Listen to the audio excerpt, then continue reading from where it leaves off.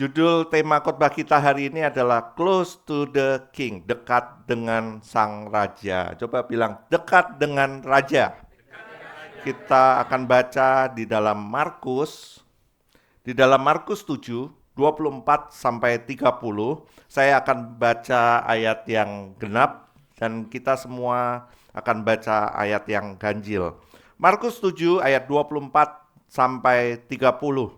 Lalu Yesus berangkat dari situ dan pergi ke daerah Tirus. Ia masuk ke sebuah rumah dan tidak mau bahwa ada orang yang mengetahuinya, tetapi kedatangannya tidak dapat dirahasiakan. Anak yang perempuan segera mendengar tentang dia, lalu datang dan tersungkur di depan kakinya. Perempuan itu seorang Yunani bangsa Siro-Fenisia. Ia memohon kepada Yesus untuk mengusir setan itu dari anaknya.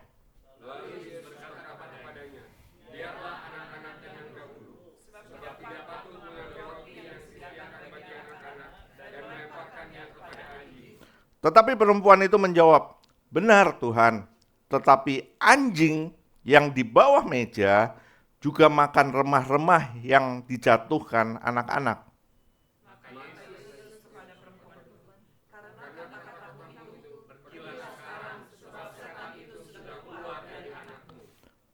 Ayat 30, perempuan itu pulang ke rumahnya, lalu didapatinya anak itu berbaring di tempat tidur, sedang setan itu sudah keluar. Nah, kalau kita baca firman Tuhan atau ayat yang barusan kita baca, ini sebenarnya terjadi ketika Yesus selesai banyak melayani di daerah di daerah tempat Yesus melayani. Yesus pergi menjauh ke Tirus. Nah, Tirus itu adalah daerah yang bukan Yahudi.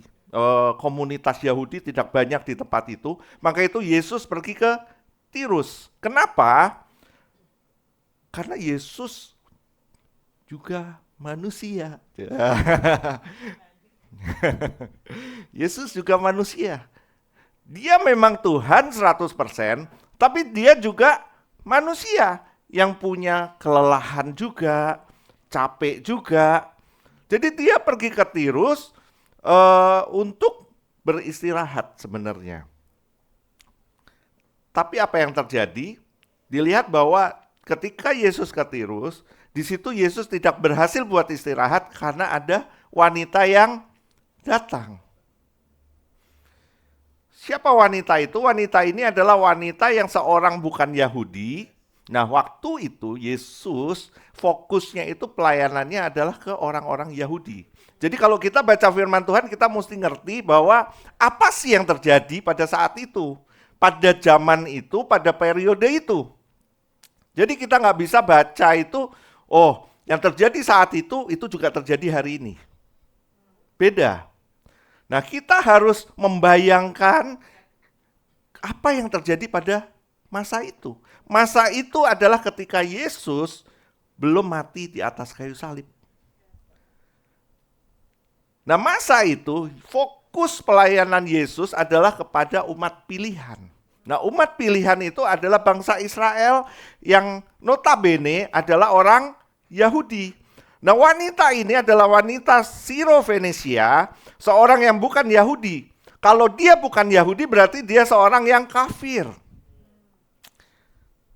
Nah, udah kafir, anaknya dirasuki setan. Bayangin aja, wanita yang bukan Yahudi, dia seorang yang kafir, udah gitu anaknya dirasuki setan. Tapi wanita ini sebenarnya sadar bahwa ukuran manusia pada saat itu, dia ini najis. Jadi kalau dia bukan orang Yahudi, maka dia adalah seorang wanita yang hina pada saat itu dan dia najis. Nah, kalau orang yang najis, kita ingat beberapa waktu lalu istri saya khotbah tentang wanita yang menjamah jubah Yesus. Kan dia juga najis. Seorang wanita yang najis ketika dia berjumpa dengan Yesus, itu tradisi pada saat itu berkata ketika dia menjamah, maka yang dijamahnya itu juga menjadi najis. Nah, wanita ini dia mendesak untuk bertemu dengan Yesus. Dia nggak peduli, dia masuk ke rumah itu tanpa undangan, wanita itu berlutut, dan mulai memohon Yesus untuk mengusir setan dari anak perempuannya. Nah, ada satu kutipan dari R.C. Sproul dalam khotbahnya khotbah tentang yang ini, dia menjabarkan demikian. Pertama, wanita ini memberi penghormatan kepada Yesus. Ia menunjukkan rasa hormat yang mendalam kepada Yesus. Meskipun wanita ini tidak mengenalnya. Wanita ini nggak mengenal Yesus sebenarnya. Kecuali melalui reputasinya. Yesus kan hari itu terkenal. Ini bukan hanya tanda penghormatan, tetapi yang kedua, ini juga merupakan tanda permohonan yang hina sebenarnya. Kenapa? Ia tersungkur di tanah di hadapan Yesus karena dari sudut pandangnya, harapan terakhirnya untuk penebusan dosa bagi gadis kecilnya yang telah dirasuki setan adalah dari sentuhan pria, yaitu Yesus yang ada di depannya. Wanita ini memohon dengan sungguh-sungguh untuk kesembuhan anaknya. Padahal kita tahu kalau zaman itu sebenarnya ini nggak bisa terjadi. Kata kerja memohon di sini, ini adalah sesuatu kata keterangan yang masa kini yang progresif. Jadi maksudnya gini, wanita ini memohon terus-menerus, mendesak terus-menerus. Jadi nggak mau ada penolakan sama sekali. Wanita ini push on terus ke Yesus. Bapak sembuhkan anakku, Bapak sembuhkan anakku, Bapak sembuhkan anakku. Nah dalam Matius 15, jadi kalau kita baca Markus, di Matius 15 ada mengkisahkan hal yang sama. Di situ dibilang bahwa para muridnya mendorong Yesus untuk mengusir wanita ini. Kenapa? Karena muridnya berpikir bahwa inilah waktunya Yesus menghindar sebenarnya dan beristirahat. Ada cewek, ada wanita, seorang ibu-ibu tiba-tiba datang, nggak diundang. Jadi murid-muridnya mendesak Yesus untuk mengusir wanita ini. Tapi wanita ini terus memohon kepada Yesus dan dia berharap terus. Kenapa? Ada tipikal manusia itu yang pengecut, ya enggak? Ada tipikal yang wah heroik banget gitu. Ada orang biasa juga, ada orang tua juga. Kita di sini banyak orang tua yang punya anak. Nah, kalau kita sebagai orang tua, kalau anak kita dalam bahaya, kita pasti akan melakukan apapun juga untuk menyelamatkan anak kita. Benar atau benar? Kita akan berusaha apapun juga untuk menyelamatkan anak kita. Nggak peduli sifat kita sebenarnya apa. Nggak peduli sifatnya aslinya pemalu atau mungkin pemberani. Kepribadian kita itu nggak akan jadi relevan lagi. Karena apa? Karena saat itu kita hanya berpikir apa yang harus kita lakukan untuk keselamatan anak kita saat itu. Nah, di ayat yang ke-26 dikatakan perempuan itu seorang Yunani bangsa Sirofenisia, ia memohon kepada Yesus untuk mengusir setan itu dari anaknya. Lalu Yesus berkata kepadanya, biarlah anak-anak kenyang dahulu sebab tidak patut mengambil roti yang disediakan bagi anak-anak dan melemparkannya kepada anjing. Ini ayat, saudara. Ini ayat. Kalau nggak dimengerti dengan benar-benar, ini seperti ayat yang apa ya? Masa Yesus ngomongnya seperti ini sih? Ada seorang wanita yang datang kepada Yesus memohon, dijawabnya malah seperti itu. Biarlah anak-anak kenyang dulu Sebab gak patut mengambil roti yang disediakan bagi anak-anak dan melemparkannya kepada anjing. Berarti persamaannya adalah wanita yang di depan Yesus ini adalah siapa? Anjing dong. Nah, ayat ini seringkali dipakai oleh saudara-saudara kita di seberang untuk apa? Untuk menyerang. Bahwa kamu bilang Tuhanmu itu tidak berdosa. Tapi kalau baca ayat ini akan melihat bahwa Tuhanmu tuh berdosa loh. Karena dia menghina. Masa manusia dibilang anjing? Jadi ini menimbulkan banyak perdebatan ayat ini. Nah, kalau kita lihat hari ini, mungkin kita lihat anjing itu banyak yang lucu. Gitu kan? Karena banyak anjing peliharaan.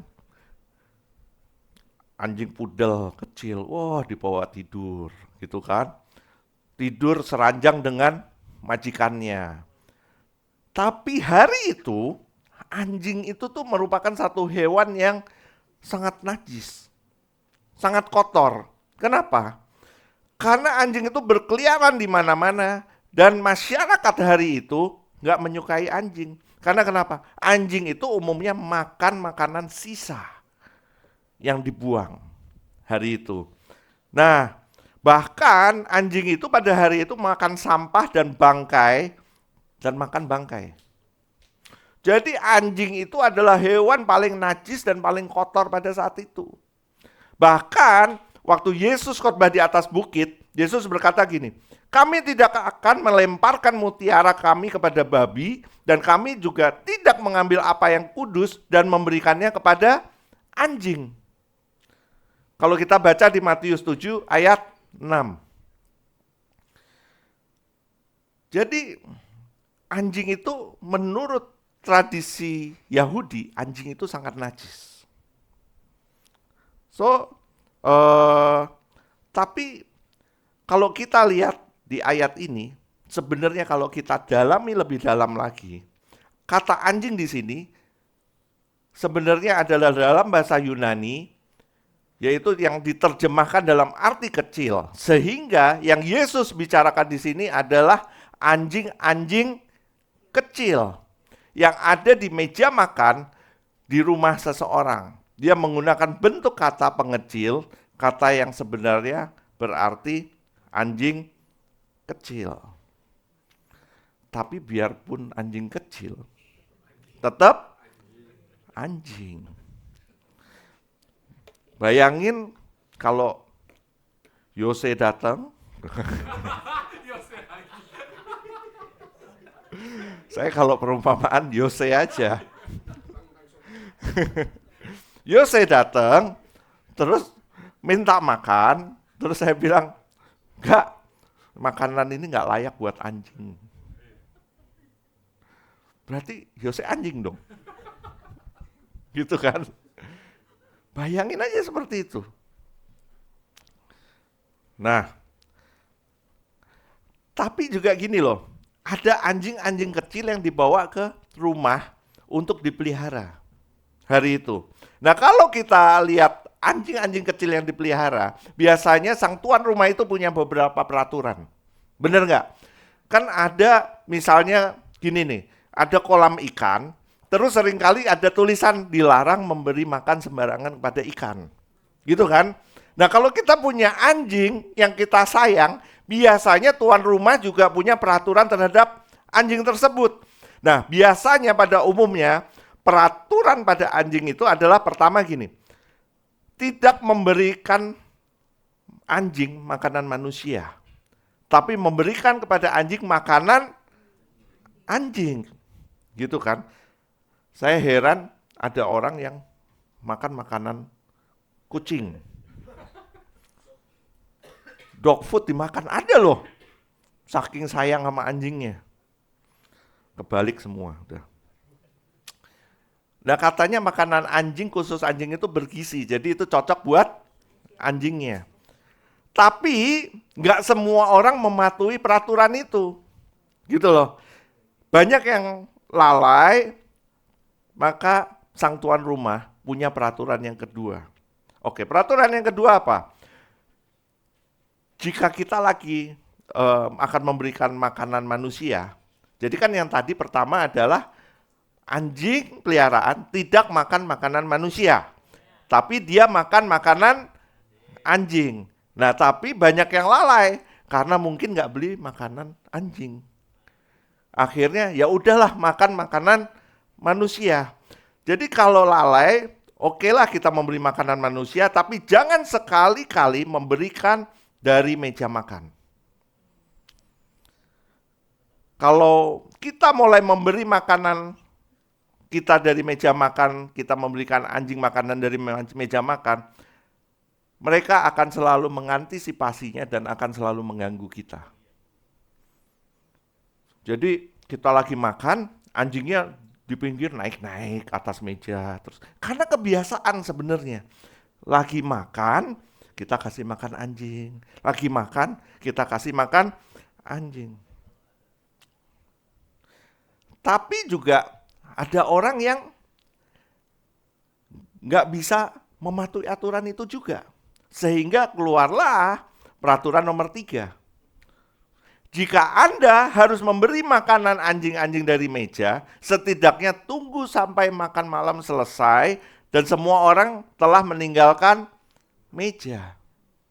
Jadi tunggu makannya beres dulu gitu loh. Baru kasih makanan yang di atas meja ini kepada anjing. Namun juga ini susah untuk ditaati sebenarnya. Maka ada peraturan yang nggak tertulis. Peraturannya adalah gini. Sementara anjing-anjing dengan patuh dan taat menunggu sampai keluarga selesai makan, sebelum mereka diizinkan memakan sisa-sisa makanan, jika ada makanan, kita makan, terus makanannya nggak sengaja remah-remahnya itu jatuh, gitu ya. Maka wajar jika anjing-anjing diizinkan untuk makan makanan tersebut. Jadi gini loh, waktu kita makan, kalau makanannya itu nggak sengaja jatuh, kan nggak mungkin makanannya kita ambil lagi terus kita makan. Nah biar anjing-anjing ini makan makanan yang jatuh aja, gitu loh. Nah, di perumpamaan ini, Yesus ngomong ke wanita ini, anak-anak biar makan dulu. Gitu. Kenapa? Karena anak-anak ini mengacu kepada orang-orang Israel, Yahudi pada saat itu. Jadi Yesus itu mau ngomong gini, pelayananku ini memiliki prioritas. Prioritas yang pertama adalah untuk mengurus anak-anak, yaitu anak-anak Israel. Bukan untuk memberikan makanan yang dirancang untuk anak-anak Israel dan diberikan kepada anjing-anjing kecil itu. Gitu.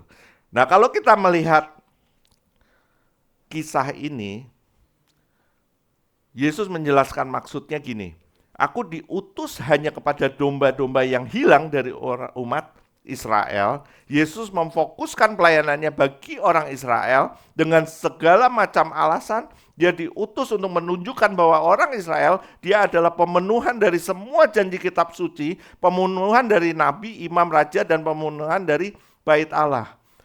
Tapi setelah dia dibangkitkan, setelah Yesus mati dan dibangkitkan, dia langsung berkata kepada para murid, pergilah ke segala bangsa. Jadi kita kalau lihat kisah ini seperti yang tadi saya bilang, hari ini kita mengalami hal yang berbeda. Pada saat itu Yesus punya prioritas, tapi ketika dia sudah mati dan bangkit, kita sebenarnya sudah sama semua. Nah, wanita ini dia ngerti urutannya. Dia tahu bahwa posisi dia adalah seorang wanita yang hina, yang sebenarnya nggak layak. Dia mengerti. So hari ini teman-teman, banyak yang ngomong gini kan, kalau kita lihat cerita ini, wanita ini memohon terus-menerus. Seringkali kita ngomong gini, kalau kita udah mengerti kasih karunia, kalau kita sudah tahu kita orang yang dipilih, sebelum bahkan dunia diciptakan, so kita nggak perlu memohon sebenarnya. Kita nggak perlu berdoa dan memohon. Itu sebenarnya salah. Kenapa? Karena sebenarnya memohon itu nggak salah. Berdoa itu nggak salah. Tapi semakin kita dekat dengan dia, kita akan mengerti apa isi hatinya sebenarnya. Kita akan mengerti apa yang dia rencanakan untuk hidup kita. So, waktu kita memohon dalam posisi yang benar sebenarnya. Nah, tapi ajaibnya, di dalam jawaban wanita ini gini, tetapi perempuan itu menjawab, benar Tuhan, tetapi anjing yang di bawah meja itu makan remah-remah yang dijatuhkan anak-anak. Maka kata Yesus kepada perempuan itu, karena kata-katamu itu pergilah sekarang, sebab setan itu sudah keluar dari anakmu. Perempuan itu pulang ke rumahnya, lalu didapatinya anak itu berbaring di tempat tidur, sedang setan itu sudah keluar. Dengan kata lain, wanita itu ingin berkata, ya Tuhan, tapi anak anjing makan dari meja itu juga, dan saya di sini untuk mendapat makanan itu. Nah, kita perhatikan bagaimana wanita ini, dia nggak protes loh. Waktu Yesus ngomong seperti yang bahasa yang sarkas seperti itu, wanita ini nggak protes sama sekali. Tidak ada tanda-tanda kemarahan dari wanita ini. Bahkan ketika wanita ini dibilang anjing sekalipun, wanita ini nggak marah. Dia nggak ngomong gini, beraninya kamu menghina aku ya? Ngomong gua anjing gitu? Enggak. Tapi tanggapan wanita ini seakan-akan dia bilang gini, ya Tuhan, aku ngerti. Aku ngerti Tuhan. Bahwa aku ini sebenarnya nggak layak atas belas kasihan-Mu. Aku ini nggak terhitung di antara anak-anak-Mu.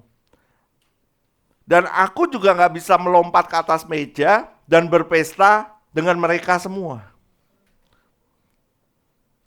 Aku cuma mau minta agar Engkau membiarkan aku untuk makan remah-remah yang jatuh dari mejamu dan masuk ke mulutku dan aku puas. Wanita itu cuma pengen ngomong gitu aja. Aku cuma butuh satu remah aja. Dan aku puas. Sembuhkan putriku. Aku tahu dia gak termasuk dalam keluargamu. Aku tahu bahwa dia gak terhitung di antara anak-anak. Kami adalah anjing yang menunggu remah-remah, tapi satu remah saja sudah cukup yang aku minta. Nah, kalau kita lihat ini, kita bisa lihat perbedaan antara wanita ini yang hina, wanita yang bobrok ini, wanita yang dibilang anjing ini, dengan orang-orang Farisi pada saat itu. Kita bisa lihat dua perbedaan yang sangat menyolok. Wanita ini nggak memperjuangkan hak atau martabatnya, dan dia tahu siapa dia. Lah kalau orang-orang Farisi pada saat itu, kita tahu sendiri bahwa orang-orang Farisi adalah orang-orang yang selalu memperjuangkan haknya. Dan orang-orang Farisi adalah orang yang pengen dibilang bahwa dia ini manusia yang layak untuk menerima keselamatan. Tapi wanita ini dengan sadar dia mengerti hak dan martabatnya. Tapi dia nggak protes. Bahkan banyak yang berkata, aku ini cacing Tuhan. Bukan manusia. Aku nggak berhak untuk menerima kasih karunia-Mu. Setiap remah yang Kau berikan kepadaku adalah satu yang kuterima sebagai hamba yang tidak layak. Namun sahabat-sahabat orang percaya yang sejati menerima setiap remah yang datang dari tangan Tuhan. Nah, kita lanjut lagi. eh, di dalam penyelidikannya terhadap kitab Markus yang tadi kita baca, ada satu teolog atau pengkhotbah bernama James Edward mengatakan demikian. Wanita itu sepertinya memahami tujuan dari Mesias orang Israel lebih baik dari orang Israel itu sendiri. Keberanian dan ketegasan wanita itu adalah kesaksian bagi keyakinannya akan kecukupan dan kelimpahan dari Yesus. Pemeliharaannya atas para murid dan orang Israel lebih dari cukup untuk disisakan kepada dirinya. Suatu ironi, Yesus bersusah payah mengajarkan para murid yang dia pilih, tetapi mereka begitu tumpul dan bodoh. Yesus bahkan enggan berbicara kepada wanita kafir yang berjalan masuk itu. Tetapi setelah satu kalimat, wanita itu memahami misi Yesus dan mendapatkan pujian dari Yesus. Bagaimana mungkin? Jawabannya adalah wanita itu adalah wanita pertama dalam kitab Markus yang mendengar dan memahami perumpamaan Yesus. Wanita itu menjawab Yesus di dalam perumpamaan itu, artinya di dalam konteks di mana Yesus menjawab dia, dan ini menunjukkan bahwa wanita itu adalah orang pertama dalam kitab-kitab Injil yang mendengar apa yang Yesus katakan. Nah, Martin Luther juga kagum terhadap kisah ini dan tergerak oleh perjumpaan ini karena dia melihat ada Injil di dalamnya. Sebenarnya seperti itu.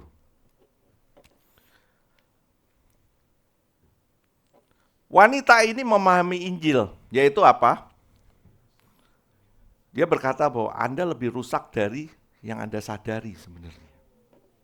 Wanita ini menyadari bahwa dia lebih rusak dari apa yang dia sadari sebenarnya. Tapi pada saat yang sama, dia lebih dikasihi dan diterima daripada yang berani diharapkan. Satu sisi wanita itu menerima dengan benar apa yang Injil katakan tentang ketidaklayakannya. Tapi dia juga menerima tantangan Yesus saat itu. Meskipun kata-kata Yesus seperti itu, wanita ini terima. Dia nggak sombong dan ngomong bahwa Yesus jangan rasis dong. Enggak. Tapi Yesus, wanita ini tetap menerima apa yang Yesus katakan. Nah, ada dua cara untuk gagal membiarkan Yesus menjadi juru selamat kita. Perhatikan ini. Ada dua cara untuk gagal membiarkan Yesus menjadi juru selamat kita. Yang pertama, dengan terlalu sombong, menutupi rasa rendah diri dengan sikap yang sombong. Tidak menerima tantangannya. Ini adalah orang-orang Farisi rohani biasanya. Farisi rohani yang berusaha menutupi sebenarnya kita ini nggak layak, tapi kita sombong tetap, seakan-akan kita layak. Tapi ada yang kedua juga, adalah melalui sikap yang terlalu rendah diri, tetapi sebenarnya sombong. Terlalu fokus kepada diri sendiri, sehingga berkata, saya terlalu buruk, sehingga Allah tidak mengasihi saya.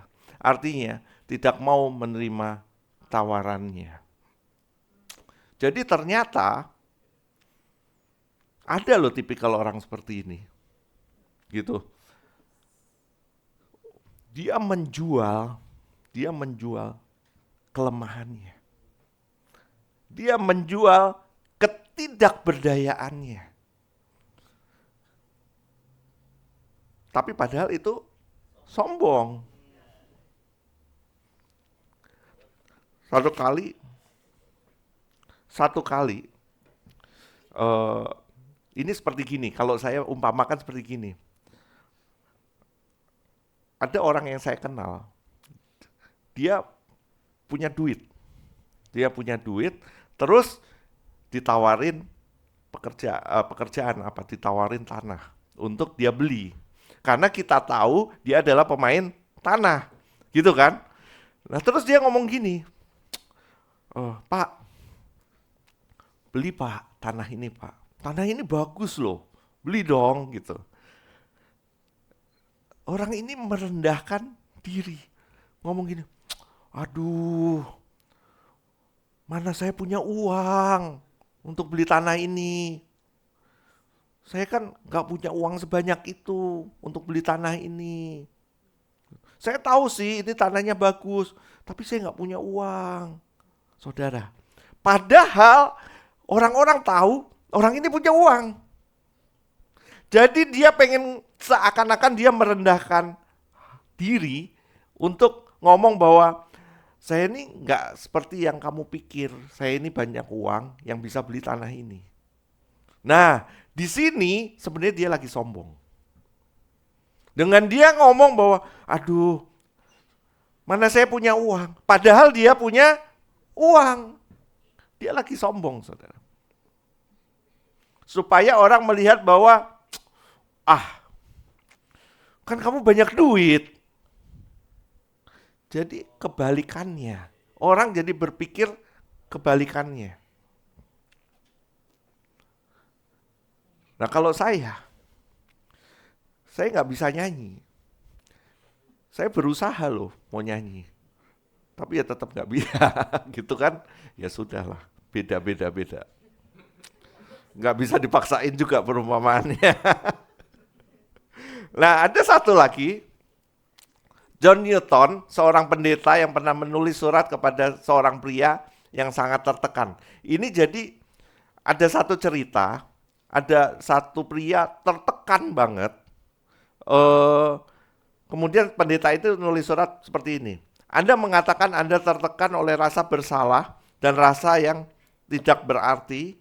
Anda memang tidak boleh terlalu berlebihan melihat kejahatan di dalam diri Anda sehingga Anda dikendalikan dan dipengaruhi secara tidak tepat. Anda mengatakan sangat sulit memahami bagaimana Allah yang kudus bisa menerima orang yang begitu rusak seperti Anda. Di sini Anda tidak hanya mengekspresikan pandangan yang rendah tentang diri Anda, meski benar, tetapi begitu rendahnya sehingga tidak menghargai pribadi, pekerjaan, dan janji dari Sang Penebus. Ini salah. Anda mengeluh tentang dosa, tapi ketika saya melihat semua keluhan Anda, semuanya penuh dengan pembenaran diri, ketidakpercayaan, kesombongan, dan ketidaksabaran, sehingga tidak lebih baik dari semua kejahatan yang telah Anda keluhkan. Sering nggak kita seperti ini, saudara? Sudah tahu kita berdosa, sudah tahu kita jatuh, tapi tetap aja ada pembenaran. Kita selalu berusaha membenarkan diri kita. Kejadiannya nggak seperti itu sih, karena sebenarnya dia yang salah. Saya bisa jatuh seperti ini, sebenarnya saya nggak mau sih. Tapi apa daya, keluarga saya broken home, saya butuh.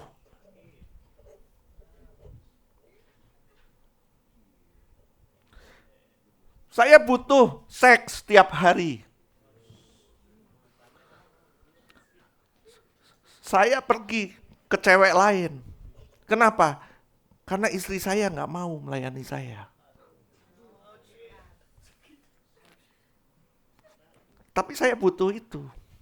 Nah, tetap aja ada pembenaran-pembenaran untuk setiap dosa yang kita lakukan. Ketika kita melakukan pembenaran itu, kita tidak mengizinkan Tuhan untuk bisa bekerja atas hidup kita. Dan itu sombong, saudara. Itu sombong. Salah satu contoh lainnya adalah apa? Dengan kita tahu kita dosa, kita sudah jatuh, ya, tapi kita overthinking.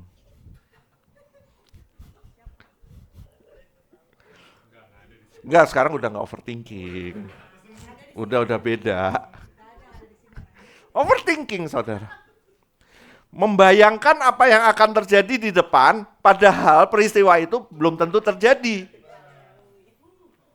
Dan ketika pada masanya datang, peristiwa itu nggak terjadi, bener nggak terjadi? Iya sih, nggak terjadi sih. Terus buat apa waktu itu lu mikir tentang hal itu? Itu sombong juga, saudara. Itu sombong juga.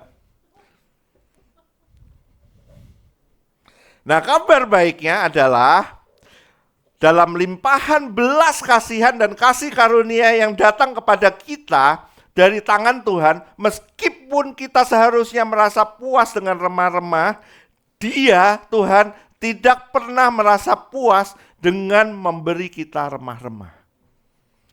Dia menyiapkan meja di hadapan kita, Dia telah menunjuk kita untuk menghadiri perjamuan di surga. Dia telah menetapkan pesta pernikahan anak domba sejak dunia diciptakan.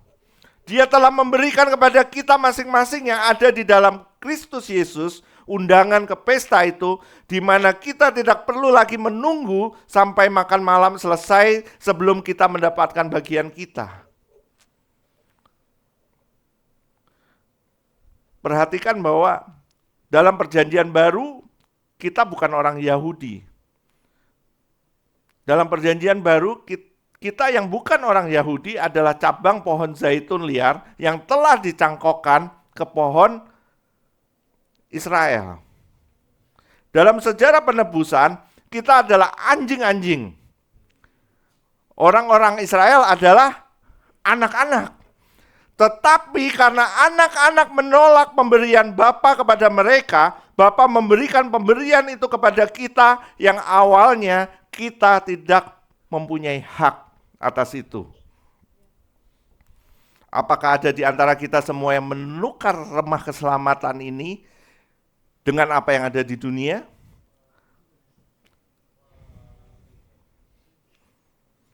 Apakah kita telah menukar remah-remah yang dikasih ini dengan kesenangan dunia?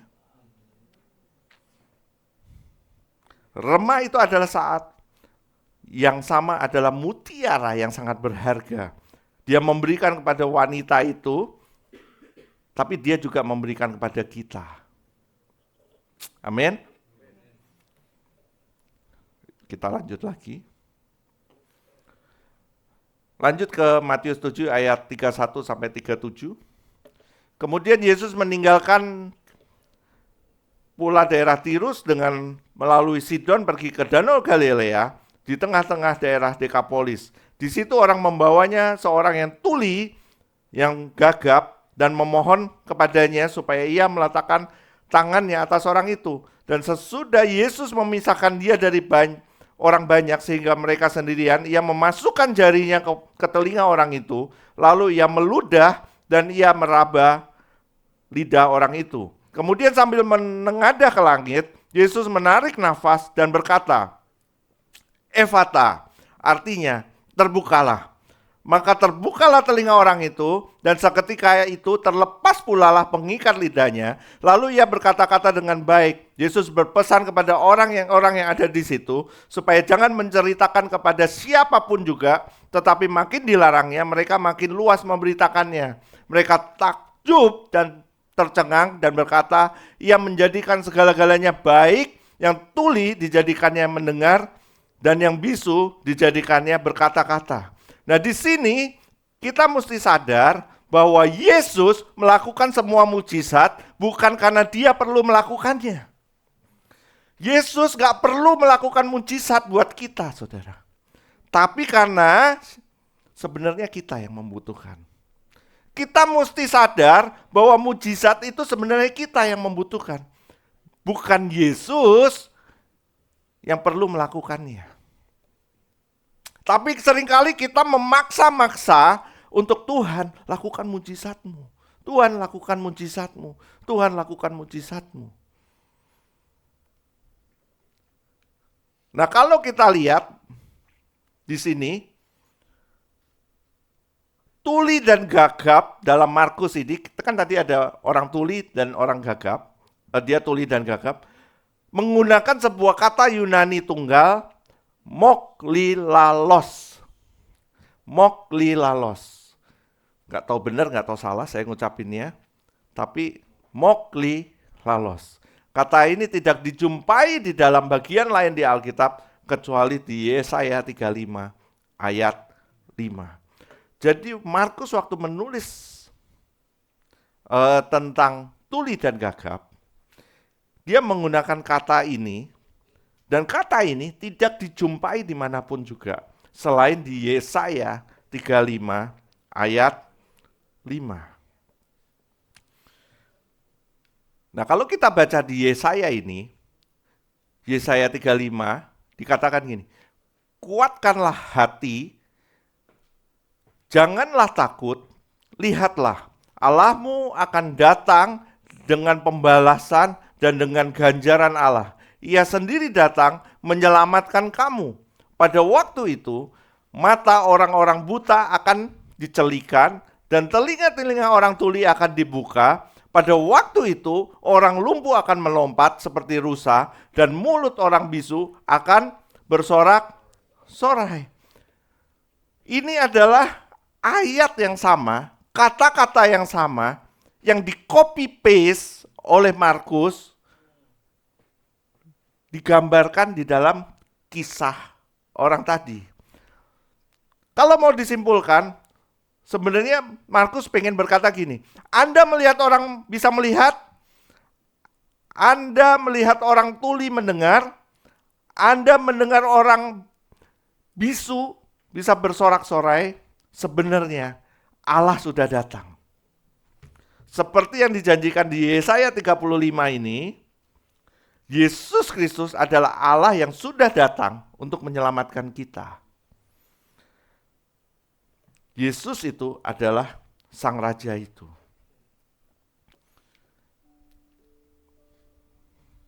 Di atas salib, Yesus merendahkan diri secara penuh.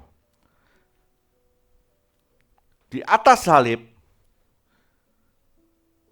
dia dibuang.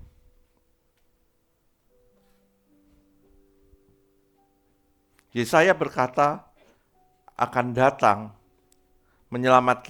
menyelamatkan kita dengan pembalasan dan dengan ganjaran Allah. Tetapi Yesus tidak sedang menghukum orang. Dia tidak sedang mengeluarkan pedangnya. Dia tidak sedang merebut kekuasaan, tapi dia sedang menyerahkannya. Dia tidak sedang menguasai dunia, tapi dia sedang melayaninya. Di mana pembalasan Allah itu?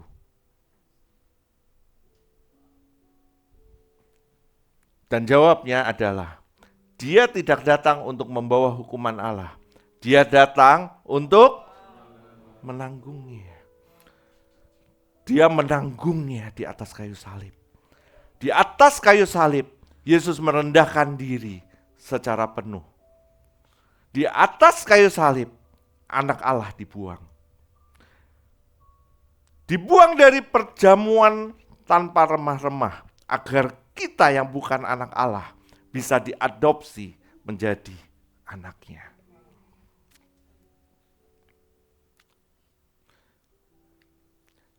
Dengan kata lain,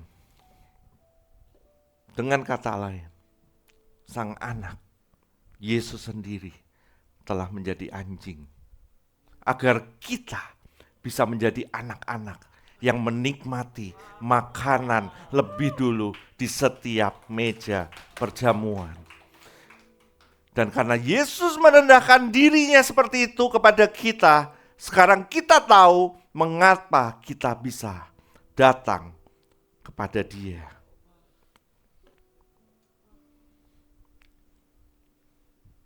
Sang Anak telah menjadi anjing, agar kita yang adalah anjing bisa makan di atas meja perjamuan.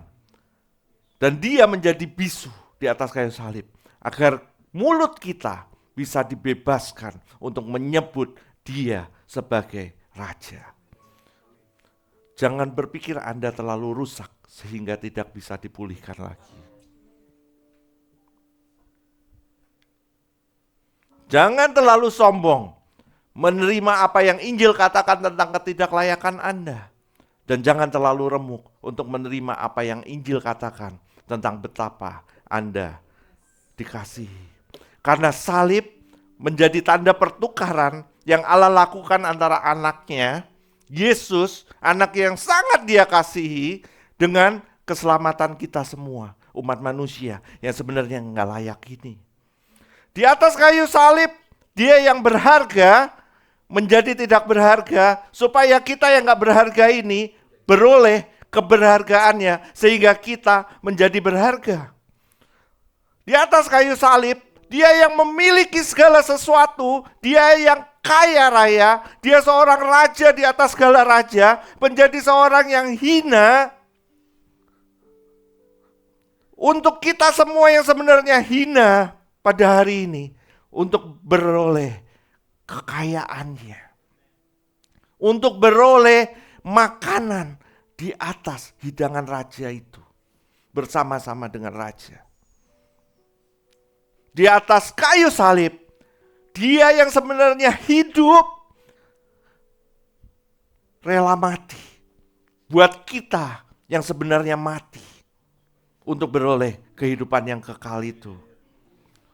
Di atas kayu salib, Yesus dihukum dengan sangat keji. Yang sebenarnya kita yang harusnya ada di atas kayu salib menerima hukuman, Yesus menggantikannya dengan tubuhnya, dengan darahnya, dengan kehidupannya, supaya kita diampuni. Di atas kayu salib, Yesus disakiti, supaya kita disembuhkan. Di atas kayu salib, Yesus dijadikan berdosa, supaya kita beroleh kebenarannya. Di atas kayu salib, Yesus menjalani kematian bagi kita, supaya kita menerima kehidupannya. Di atas kayu salib, Yesus menanggung rasa malu kita, supaya kita menerima kemuliaannya. Di atas kayu salib, Yesus menanggung ketertolakan kita. Kita yang sebenarnya tertolak. Tapi Yesus yang sebenarnya seorang yang paling diterima, dia harus ditolak, supaya kita diterima oleh Bapa. Dan Yesus menerima kutuk itu semua. Yesus menjadi kutuk, menjadi suatu kutuk, supaya kita menerima berkat yang sesungguhnya. Amin. Mari kita berdoa.